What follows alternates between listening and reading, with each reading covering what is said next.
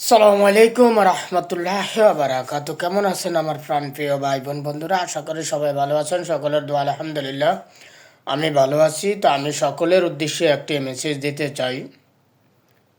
নির্বাচন কমিশনার বরাবর নির্বাচন কমিশনারকে নিরপেক্ষ প্রমাণ করতে হবে।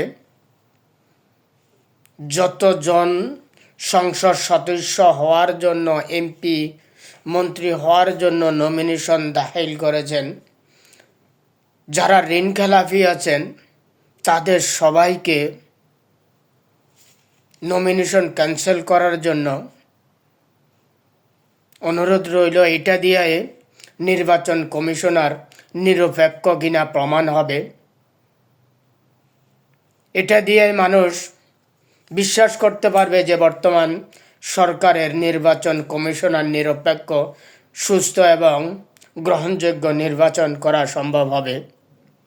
তাই নির্বাচন কমিশনারকে নিরপেক্ষ প্রমাণ করতে হলে ঋণ খেলাপি যত নমিনেশন দাখিল করা আছে সকলের নমিনেশন ক্যান্সেল করতে হবে।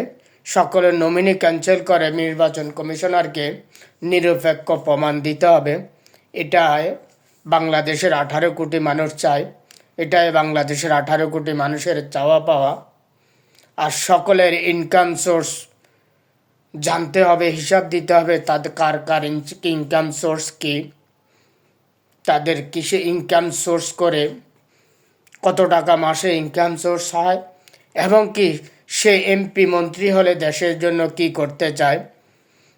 সকলের থেকে এগুলা জানা উচিত। তাহলে নির্বাচন কমিশনার নিরপেক্ষ বলে 18 কোটি মানুষ জানতে পারবে যে সত্যিই কি নির্বাচন কমিশনার নিরপেক্ষ। তার জন্য নির্বাচন কমিশনারকে এই পরীক্ষা থেকে উত্তোলন হতে হবে এবং সকল ঋণ খেলাপি প্রার্থীদেরকে তাদের নমিনি বাতিল করে ক্যান্সেল করে দিতে হবে। ধন্যবাদ। সবাই ভালো থাকবেন, সুস্থ থাকবেন। আল্লাহ হাফেজ।